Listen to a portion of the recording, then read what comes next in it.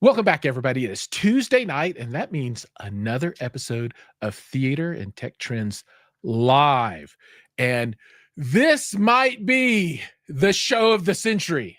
I don't know. I mean, you guys tell me when it's done, but it might be because we have two paragons and titans of industry, people that have changed the world of home theater in ways that were unimaginable just 5 years ago. This man, Richard Lutovsky, went from this guy in a booth by himself at Cedia saying, "Look at my cool technology," to this monolithic kind of company that just devastates and owns everyone else at Cedia.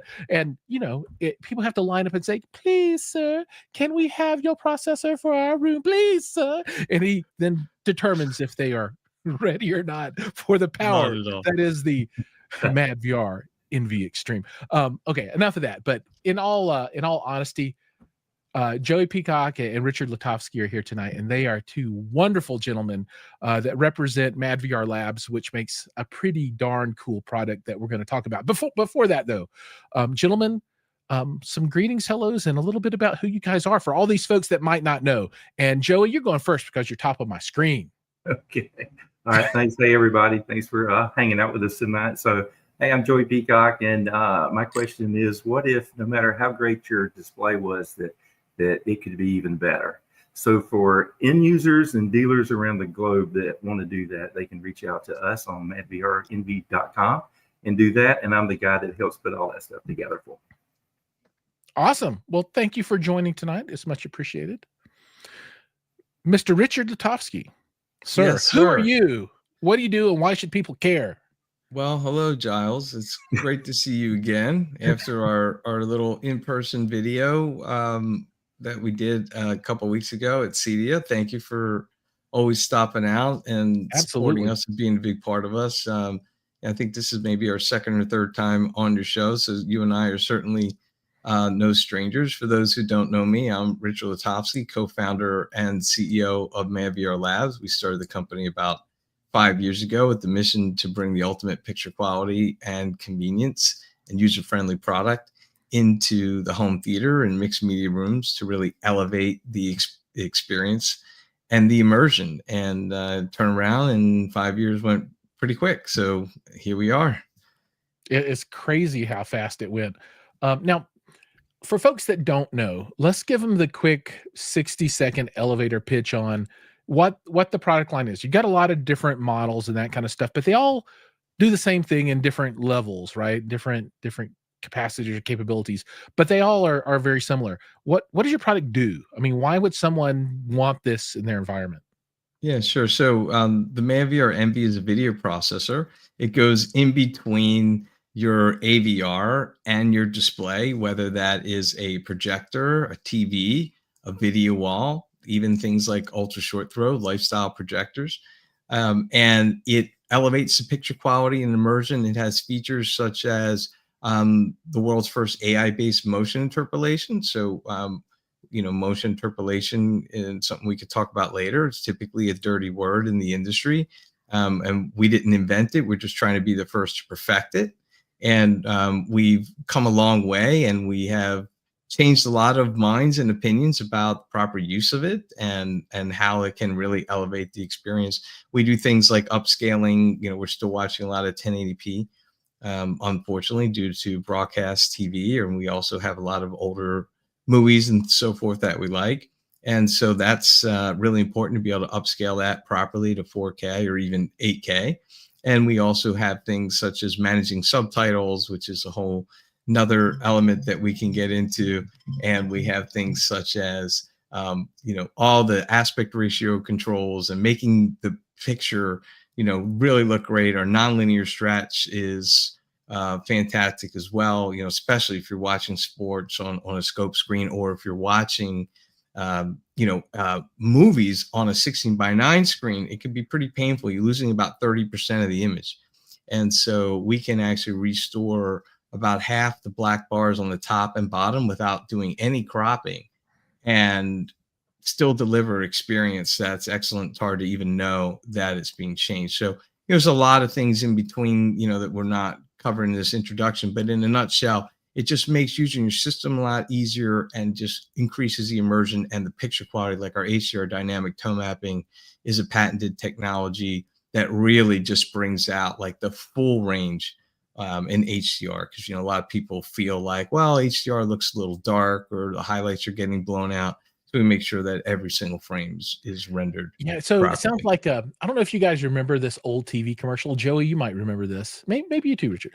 But I think it was what was the company? BASF, and it's like BASF, we make things better, or something like that. I think that I do remember that. Is that the right company? Anyway, so you guys just make it all better. You think your system is as good as it can be? No, it can be better, and that's whether your HDR or SDR projector, or like you said, TV video wall, whatever. I am now going to make a video where I take a Trinov altitude with an amplitude and a madVR Envy, and then use a Dongbai 9995 projector and see what I can get out of that bad boy. That's pretty wild. Wouldn't that be awesome? It's funny you mention that, because a lot of people talk about, the range of the display, and they say, okay, well, maybe is madVR something that helps like a more of an entry level display or projector, and not something that's really needed at the high end. But no, the answer is it elevates the performance of any display. So like, for example, at Cedia, the Envy was paired with the Christie Eclipse G3, which is something with a lens like close to, I think, $400,000. And still the Envy is paired with that because, the industry recognizes the value that the Envy delivers in bringing out the excellent level of performance. And so whether it's a $3,000 OLED or $400,000 projector, it just, like you said, makes it all better. Or a $99 lifestyle projector that puts out 8 lumens. No, that's so. Before we go any further, I want to say hi to some folks out of the audience, and there are people watching that aren't saying anything, so feel free to ask questions if you have them. Matt Prawn is here. He says, "I'm dating myself with the BASF reference." Probably. Home Theater Denmark is here from Denmark. Thank you. Stephen McCauley is here. A whole bunch of people. So for everybody that I don't call out by name, welcome. And then Brian Cobb has joined. He is an owner, and I haven't read this, so hopefully he doesn't say anything bad. Great product. I have the Core Mark I with premium pack. Is it possible to get a firm release date of the new? That's good question. Oh, Brian is bringing the heat. Yeah, I can answer that one, Giles, if you don't mind me kicking in. Brian, hey, thank you for being a customer. We really appreciate that. I would say that the best thing I can tell you is that we are closer now to delivering the firmware than we were when you first heard about it becoming available. So we are working, around the clock. There's a lot of I's and dots and T's to cross. And, one of the cool things about the Envy is, as Brian probably knows, is you can choose what types of updates you want. So you can say, hey, I just want experimental builds, almost like a nightly build type of thing. For those of you familiar with like kind of software development, there's usually like nightly branches or weekly branches and things like that. And so, if you set your Envy to experimental, you'll receive it first. And then what happens is we promote it to beta and then eventually to a release build. But all kidding aside, we're more anxious than anybody to get it out there, and just hang in there a little bit longer. It is coming. It's going to be super worth the wait. Right. And we're going to talk about some of those features as we go along tonight. Now, one thing I'm also going to do as we talk about things tonight is, Joey, I'm going to call upon you to talk about some things that are completely unrelated to our topics, but it's movie related questions that I want to get your answers on. And if people don't know, Joey is a connoisseur of movies and pop culture in general, but he knows his stuff. So I'm going to throw some odd questions your way just to see what you come up with off the cuff, right? And we'll start with the easy one. Must see black and white movie from 1940s. Casablanca. question. It's the greatest movie of all time. If you knew the background about how that was made, it is crazy fascinating. And when you're watching the scenes with the people actually in Rick's place, the Americana, the overwhelming majority of those actors are actually foreign refugees that were escaping Nazi occupation. And so when you see their reactions to when those songs are being sung, it wasn't acting, it was the real stuff. And we got another vote for The Big Sleep. The Big Sleep. All right. Okay. So stuff like that. I'm going to just throw them out there. Quick answers, and we'll see how it goes. But okay, now steering the car back onto the rails here. First thing I want to talk about is Cedia, right? And I'm going to air out my dirty laundry. I'm a little upset with madVR at Cedia. And I'm going to tell you why. Because I went over there and I tried to say hi. Yeah. And I couldn't say hi because Rick had all these people that were obviously more important than me, all swarmed around him. Never. All right. And I went somewhere else. Oh, no. I made somebody else's video. I came back and I was like, Joey. And it's like screaming across the hallway because, you know, the throngs. And he's all like, and I'm like, oh. And I left and made somebody else's video. Right. And I'm all like, I'm so angry with these other people, half price for you to make me feel. And I came back. And then it took me all the way till Saturday when everybody had gone home before, you know, these guys were all like, yeah, come on in, we'll have a chit chat. And then when I got there, they're like, oh, have a seat. And I was going to sit down on the chair. It had all these stupid little glass things and pictures and awards and stuff. And Rick was all like, oh, sorry. We have more awards than any other product ever this year. They came off the table. I had to put them on the chair. Let me move them. And then you move them one by finally. So a little upset. I mean, that was my experience, and I don't know what do you have to say for yourself. Yeah, well, Giles, you're always number one in our book. So in for Cedia 2026, let's book you first day, first minute of first hour. Let's put them down. Okay, so that was obviously exaggerated, but it also was all based in some amount of truth, right? So, you know, you guys had your processors everywhere and you guys had crowds of people watching your stuff all the time. And you did get, I don't know what the explicitive is that I should use, a crap ton of awards from different companies. Maybe you could tell us a little bit about the experience of Cedia and what all you were doing there. Cause I mean, Joey was just, I mean, he was hopping the whole time. Oh my goodness. Yeah, it was pretty wild. You know, like you mentioned, we had MBs across the show floor with our partners had asked us to help support their efforts to help make sure that their displays and their booths and their setups were performing at their best. And, you know, when, you know, all the big investments of Cedia is on the line, it's great that they trust our brand and our product to be the one in there delivering that picture quality and delivering for them. And, you know, we take that responsibility very seriously. You know, we have a whole team out there.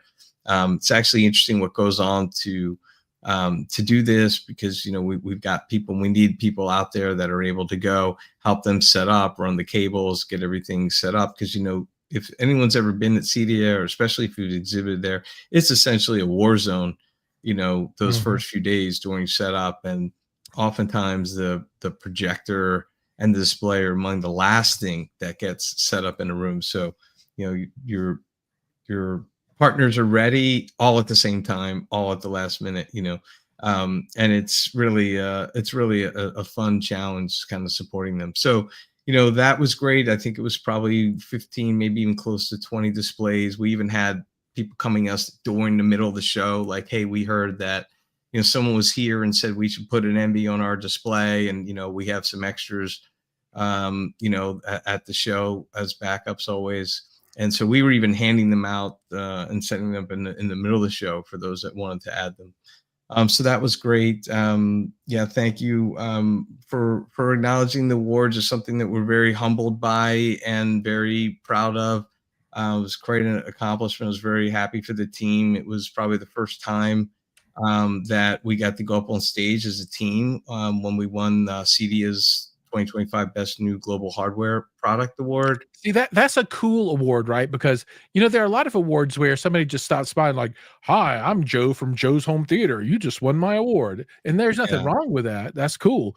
But when it's the Cedia award and you get to go up on stage, that's it was, I mean, for me, really, you know, the biggest moment it was being able to share that, you know, with the team and have them up on stage with me, you know, and a couple of guys were like, no, you go up there. No, you go up. I'm like, I am not going up there without you guys. So, you know, man up and get ready to go up and be on stage.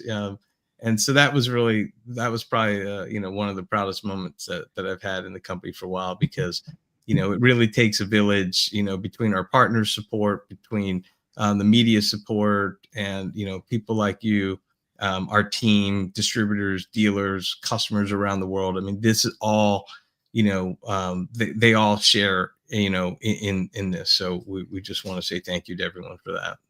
right on. Okay, so Joey, quickly, best impact a madVR has had on any movie you've ever seen. The one that when you had the madVR in front of it in the environment, you were like, gosh, dang it, I've never seen that movie like that before. Yeah, I think it's going to be Lucy. And okay. Especially the scene where she's blinking and her eyes are changing colors. It's really close up. It's really vivid. It's like, I actually thought, holy mackerel, because I rewatch movies a lot. But after the madVR and seeing that movie and that scene, it really stood out as extraordinary.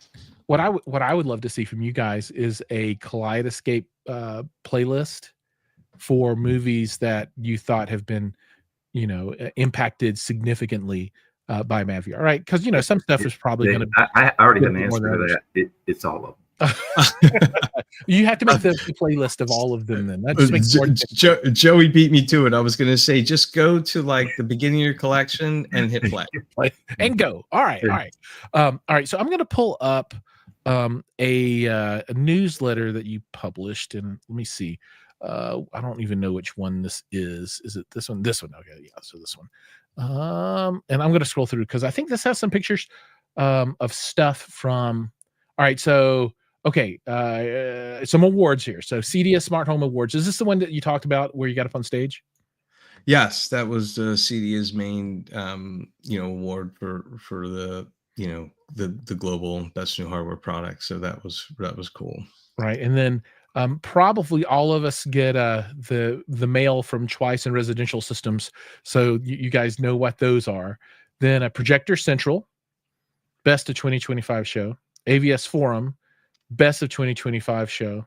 Residential Tech Today, Innovation Award. Projector Reviews, Hot Product Award.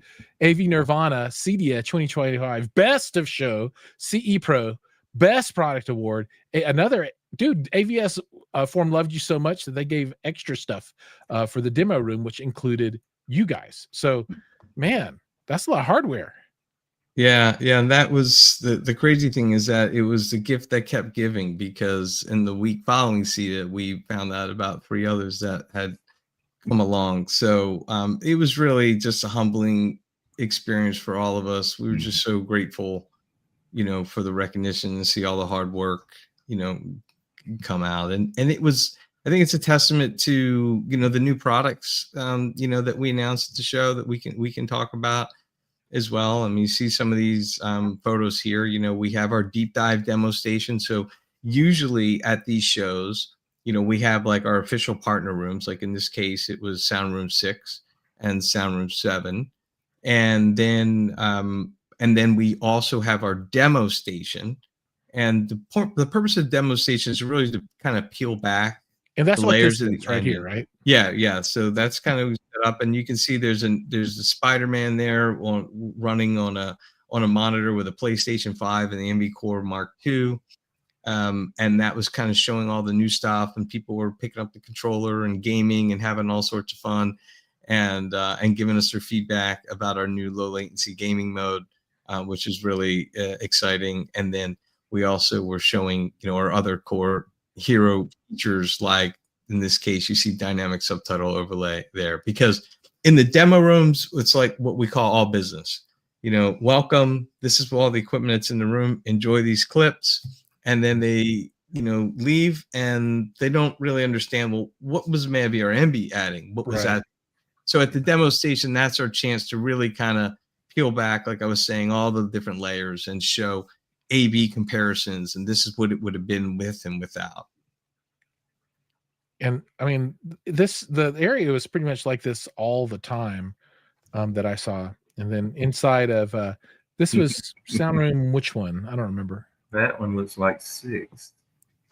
Yeah, I think that was SR6 in there. That was great. That was a great setup. And this is on the stage, right? When you were getting this was awards? a different one.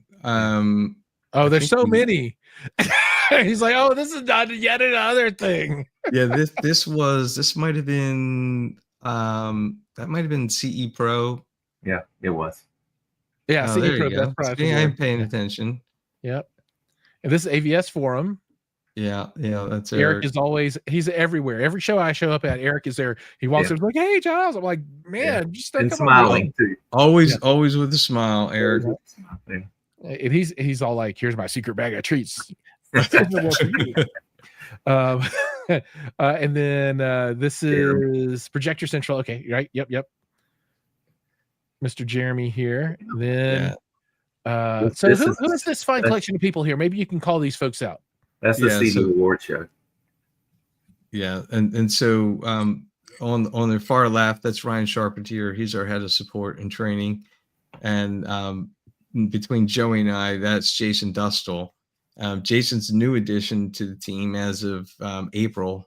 He was previously with AV Pro Edge for about a decade. Jason is really a big contributor to the industry. He's co-chaired multiple video-based initiatives and projects related to detailed video. And so he's sort of like our resident expert HDMI guy. He's also the ISF master calibrator and trainer. So, for example, people go to ISF training and they take a class for level 3, which is highest level certification you can achieve as a calibrator through ISF. Jason is the instructor. That's the guy for that. Yeah, and he's probably done close to 3,000 or so calibrations and trained around 1,000 people. So he's been around the block given his relatively young age. So he's really doing well. And Jason also heads our professional services group, which is something that we announced recently, which is for calibration for high-end systems for integrators that want that prefer for the manufacturer to come out, set it up, and do a full end-to-end calibration and optimization of the system. So those are the guys, and that was us after winning that award. Right. Well, and there's one thing that there's a story this picture tells that is often not talked about, but it really comes down to the hiring practices of madVR and the fact that madVR only hires people that are like 6'5" and taller. Yeah, so, it's pretty funny. So Giles, there's no hope for you. Don't quit your day job, Giles. Yeah, it's pretty funny because it's always like, these guys are always towering around me, and that's okay. I always tell Joey it's a good thing that we have that height, and Joey's always the tallest. It's easy to find at a show. People are like, hey, have you seen Joey? And just kind of look around and just say, look up, and then you'll find him. There he is. And speaking of Joey, best 80s comedy, go. Best 80s comedy. Oh my goodness. It's gotta be Seinfeld, right? No, he's talking about a movie.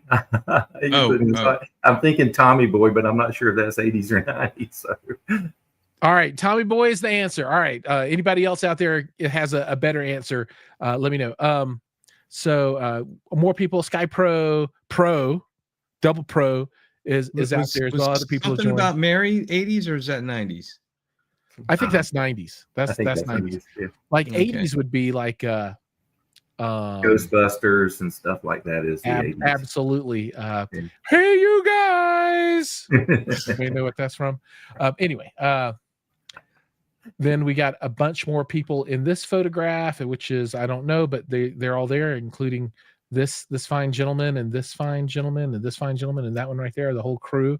Yeah. Is this a sound room? No, No, I don't know. No, that was that's all part the of award the winners. Cedia, the main Cedia awards. Oh, okay, all right. Because ceremony. I see Mr. Audio Control over here and other folks. So Chris. Yeah, it's a great, Yeah, Chris, great group of folks.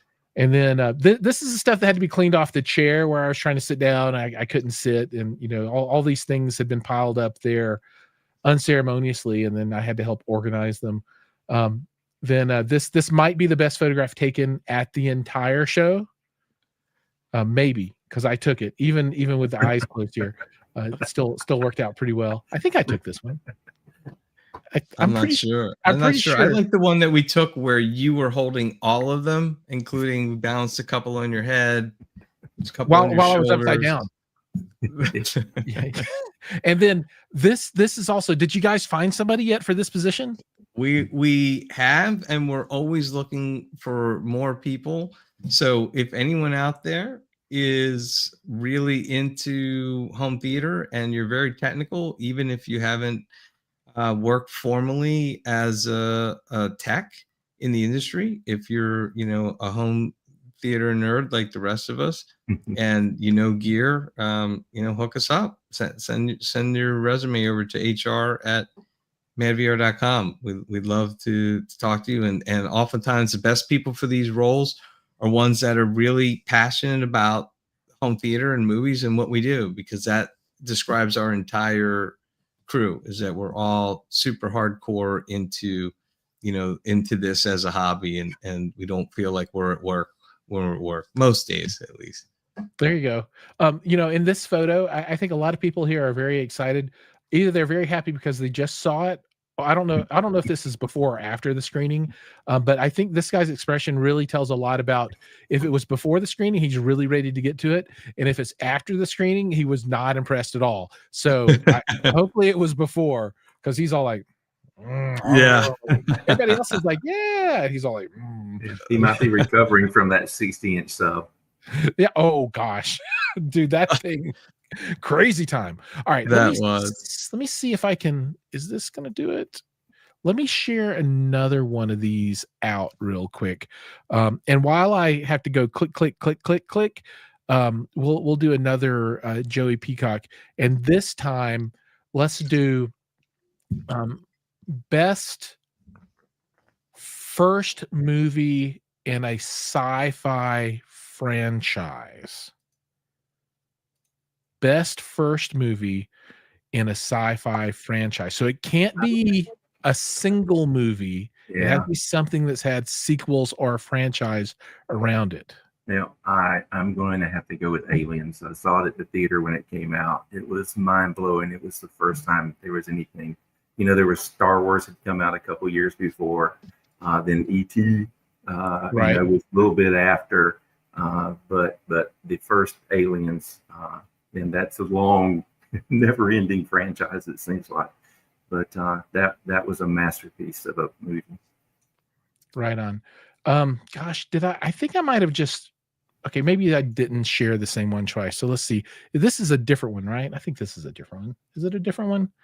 Oh yeah. Yeah. So this is talking about they're like, we sold all our stuff. Sorry, guys. You're gonna have to wait for batch 2 pre-orders. But this is very telling, right? I mean, if folks want the new stuff, they should get in line if they want to get it in any kind of time, right? Yeah, when we released the Envy Core originally, we ran into this as well, where there's a lot of pent-up demand and people really excited about. We should mention, I guess, talk about what we did announce, right? Well, let me remove this, and we will talk about that. So let's talk about the new products. What has been announced? Yeah, so essentially we announced the Envy Core Mark II and the Envy Pro Mark III and the Envy Extreme Mark III. And the primary difference in the Core Mark II over the Core Mark I is, and well, really the same with the HDMI with the Pro and the Extreme, is the addition of HDMI 2.1 full 48 gigabit per second input and output, the first and only video processor with those capabilities to do the full 48. This means, for example, 4K, 120, 444, 12-bit gaming. And that's been really exciting. We were showing that at the show.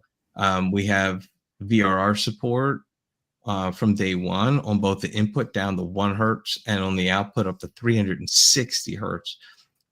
So people were having a lot of fun gaming at the show at with VRR with the PlayStation and outputting 240 on the display that we had that connected to.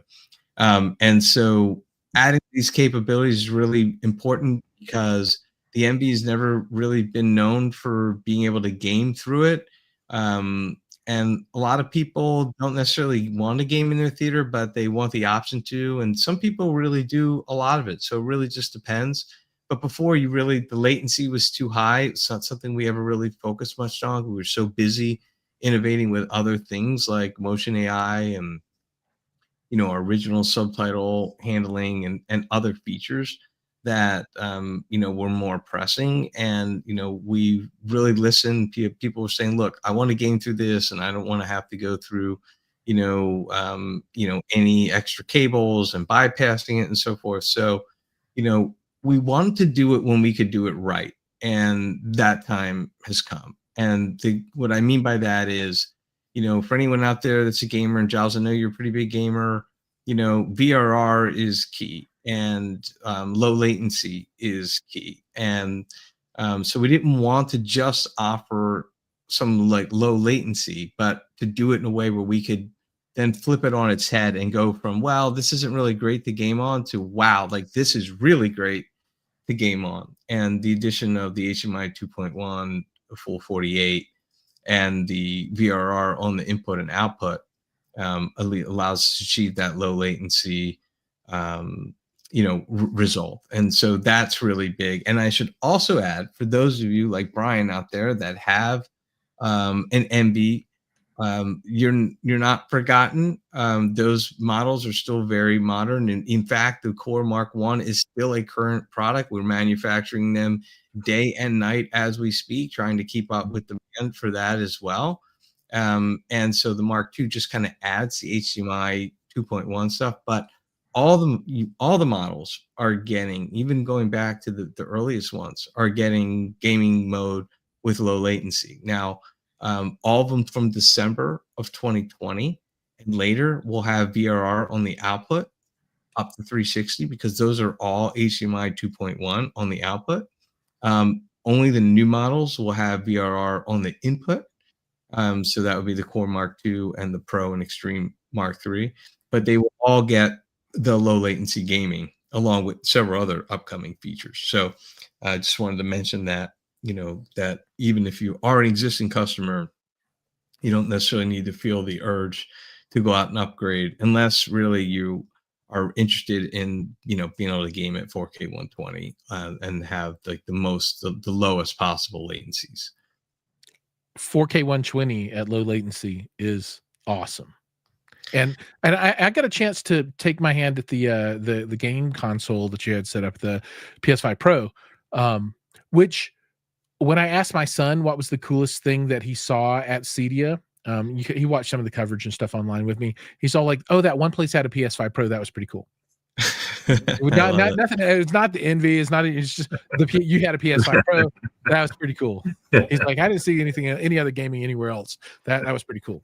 I'm like, well, there was a whole Sony booth. He's like, they didn't have any gaming though. I'm like, you're right. They didn't have any at all. So you guys win that one for I don't know what it is, but I did get to play, and I am not what you would consider a pro level gamer, as that I am 52, and the reflexes that I need to be a pro level gamer left me when I was like 19.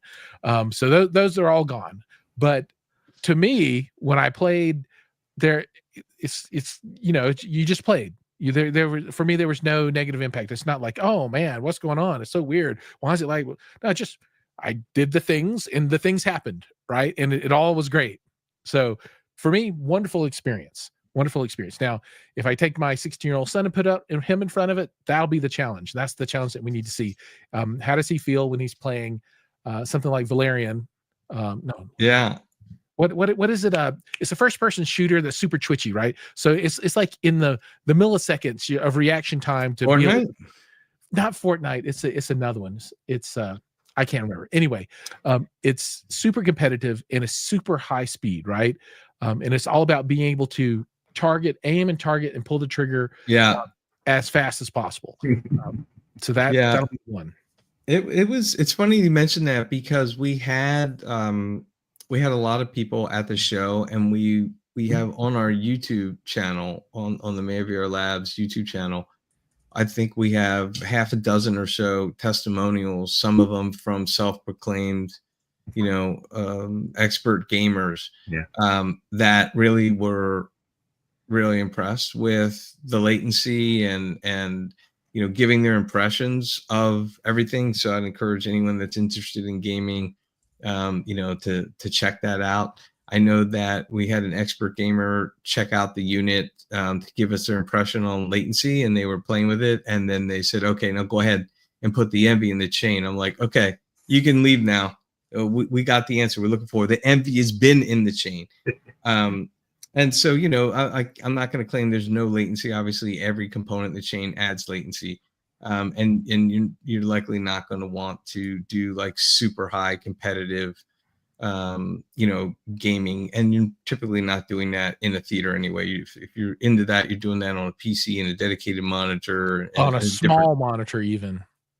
On a different thing. But to have fun in your theater, and it's really been great. I was a gamer up until I started creating businesses and having a family, and all that time went away and kind of got away from it.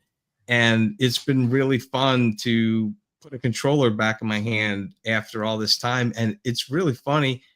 It's like, I feel like I was in this weird time warp, like I keep telling my son, like, this is unbelievable. He's like, where have you been? I've been telling you that this is what games have advanced to. So I just feel like if you could wake up 20 years later, and then experience what gaming would be like, I feel like that's kind of been, that cool kind of moment. And so being able to play games on these systems is just, a lot of fun for the family, and a lot of fun in the theater on the giant screen, whether it's a video wall or a projector. And also very cool to put on like nonlinear stretch. So if you're playing something like baseball, hockey, anything like that, and you've got a scope screen, so being able to game while you fill every inch of that is really extra cool. That is cool. And what I would really love to do is get like a 241 LED wall, right? So anamorphic, but true, not stretching. Use a PC, feed the system, right? Pipe it through your box, and then do like a flight simulator at some crazy resolution on this humongous. I think that would be pretty freaking awesome. That would be wild. That would be, especially like you said, at scope. Yeah. Man, did you go buy Just Video walls? I did. They had 3 Envies that they were using in there, including one on the biggest wall that they had there that was showing like F1, and they were doing some gaming on that as well, I believe. They were. They had a smaller display though of a 2:1 anamorphic ratio screen off to the side. On the right side over there. It was probably like 120 inch or something small, right? But man, that was beautiful. I thought to myself, this is the way. I mean, if you're going to do an anamorphic screen, you can do an LED wall. Crazy cool. Okay, so here's another off-topic kind of thing. So I was watching with my family the most recent Mission Impossible movie, and I can't remember the name of it. The Final Reckoning. There you go, that thing. And there's a point where it goes from anamorphic to some IMAX screen, right? So it moves up like this. And we were watching on a 100-inch TV, right? So of course you got the bars, right? But then it kind of stretches up like this. And my 16-year-old, we're sitting there watching it, and it does that. He's like, oh, did you see that? Did you see this? And I'm all like, yeah, yeah. But he was so excited by that. He's like, "It's so cool! Look at it! It went up." Yeah. It did the same thing at IMAX theaters too. Yeah, I don't know why. It was just so funny. He just that hit him at that point. He got so excited about that, and I just thought that was really cool that he was able to get excited. Anyway, Yeah. totally off topic. All right, so we're gonna go back and finish up this last email very quickly here, and Okay. let's roll through and see if there's anything else here to talk about. Okay, so Ultimate Gaming. So we've been talking about that, and then Mr. Acoustics. So did you guys win an Acoustics award as well? Yeah, we did. That was one that had came in Afterwards?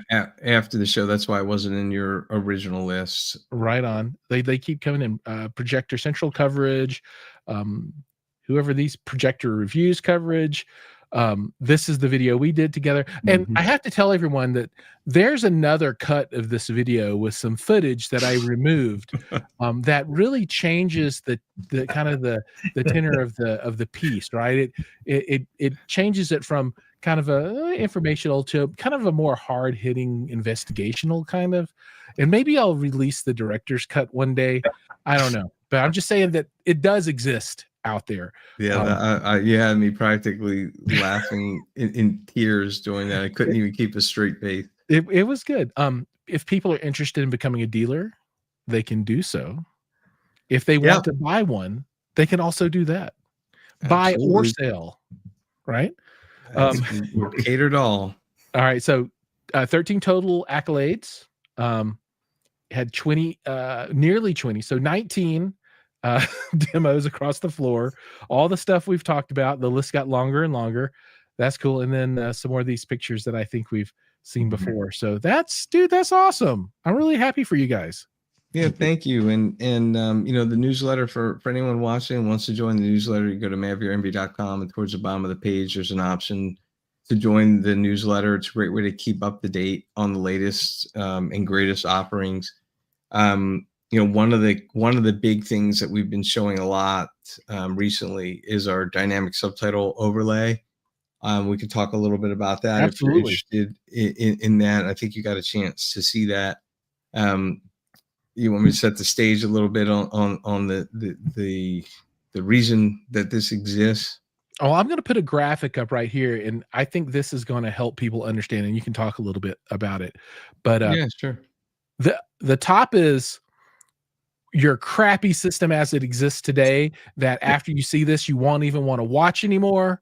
And below that is when you drop in an Envy, turn on DSO, and fix your subtitles. And now your system is good. This is it. So, you know, it's interesting for those watching that have a scope screen. I know that this will resonate with them because it's a thorn in our side. You know, the black bar usually has the first line of subtitles, and then additional subtitle lines are in the bottom and stacking up. And the same thing reverse. Sometimes you get them at the top and they go down. And normally you're zoomed out to fill the screen. And so the problem that you run into is that when you're zoomed out to fill the screen, that means that the subtitle that's in the black bar is now on the masking or on your wall.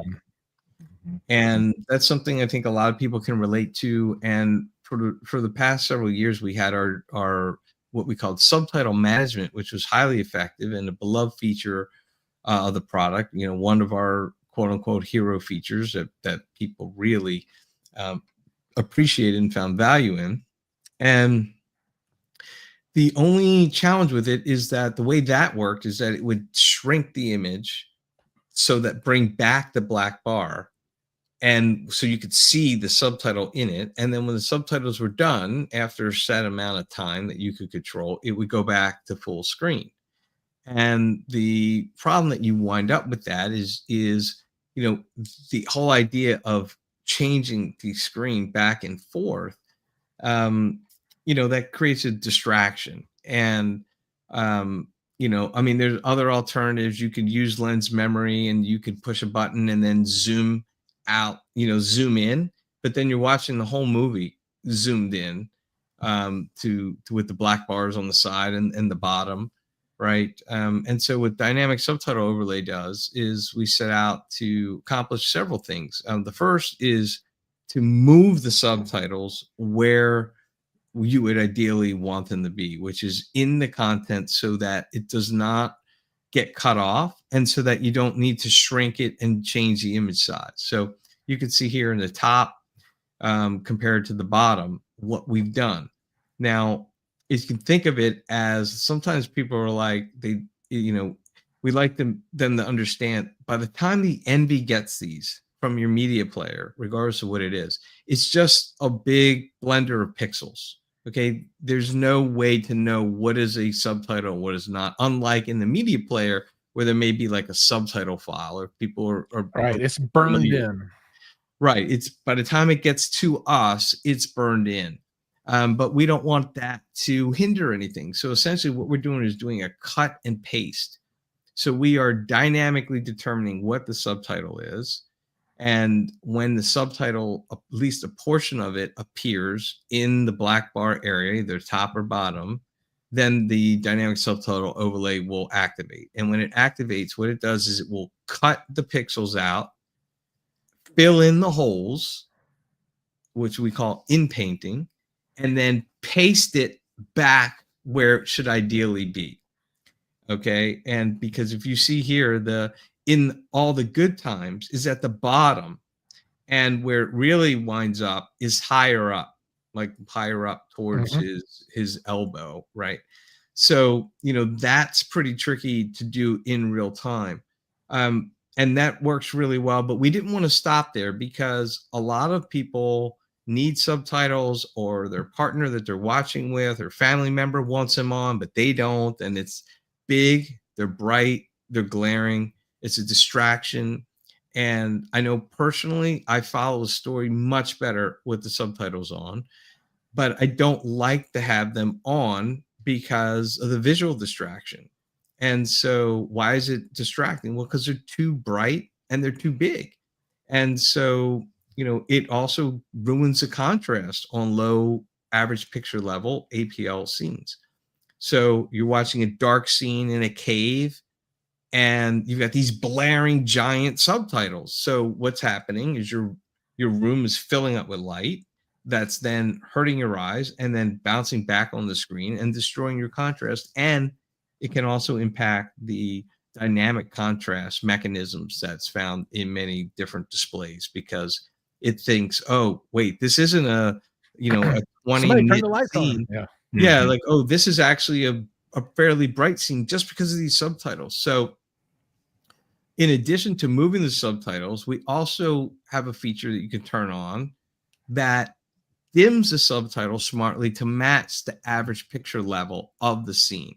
Okay. And so that big, bright, blaring subtitle now is, and it's not just like low, medium, high brightness. It literally is completely variable based on the scene. So if it's very bright, it may fill up. If it's very dark, it might be, visible, but not in a way that's going to mess with the contrast. And then it will also be anywhere in between. And then the other thing we do is what we call adaptive color. And what adaptive color does is it looks at the color palette of the scene and dynamically matches that to the subtitles. And what this does is it creates a more harmonious integration, right? So when you think about it, why are the subtitles white all the time, right? They're white all the time, not because they should be necessarily, but because what other color are they going to choose that's neutral, right? Well, why would you choose a neutral color when you could choose a color that is going to more seamlessly integrate with the image? And so the whole point here is to be able to have subtitles on the screen for those that want them, and for those that don't want them, they don't stand out like a sore thumb. So we want it to be highly readable. And that's what we do with adaptive color. Like you can see here, this kind of like green cyan look is getting picked up. And the other thing that we do is allow you to adjust the size and reduce it down to 30%, because a lot of people keep telling us that subtitles are overly large. And so in this case, you have all these things on this particular image. So, we've moved them out of the black bars into the content area. We've reduced the brightness so that they're not too bright. And we've changed the color to more seamlessly integrate with the image. And we've reduced the size to minimize the impact on the image and not have it be, so big, because we want them on because we want them for comprehension, and we may have a little difficulty hearing, but we're not necessarily having trouble seeing. So why are they so large? And so this is just a dynamic system, and it's just really cool to see it in action too, because it's just a very soft transition as the scenes transition. It just really, we're getting a lot of great feedback. And this is a feature that's coming to the Envy Core for anyone that has a Core Premium package, as well as the Pro and the Extreme. That's cool. Everything you wanted to know about subtitles, but we're afraid to ask. Yeah. And Giles, when you were talking about the Mission Impossible movie, I was wondering if I was thinking that's where you might be going with it. Those variable aspect ratio movies also create problems for subtitles, right? So even there's some players that will move subtitles into the content area for you, which is great. But in variable aspect ratio movies, and when you get to one of the formats, they're in the black bars regardless. And even in those cases, having the adaptive color and being able to reduce them and control the brightness, is a big win. So we've been getting a lot of great questions. And for anybody that wants to see this in action, again, on our YouTube channel, maybe you can put in the description links to this. I'll do that. But we have a playlist that we go through and show this in action. So not just a still, but you can see kind of how it works throughout a variety of different movies, being action, animation, drama, fast movement, action, all kinds of goodies. That's cool. All right, Joey. Best movie about a band, real or fictional, but is not A Star Is Born. Best movie about a band, Real or fictional? Glenn Miller's Story. If you love big band music, and I'm a big fan because I love that whole time period. Jimmy Stewart stars in it, and it's an excellent movie, very, very close to what the true story was. I'm going to go with We Are Spinal Tap. Oh, yes. This one goes to 11. Goes to 11. Yeah. All right. So we have 7 whole minutes left, but one humongous topic left. And that is use cases, right? So, one of the misconceptions I think about the product, and you tell me if you agree or not, is that this is only for low light output projectors, right? And it's just trying to fix content for projectors that don't have a lot of lumens, but not true. I mean, what are the use cases for this stuff? I mean, you can improve anything pretty much, right? Well, yeah, I mean, a good example is a Christie Eclipse G3. I mean, that's about as extreme as you can get at 30,000 lumens.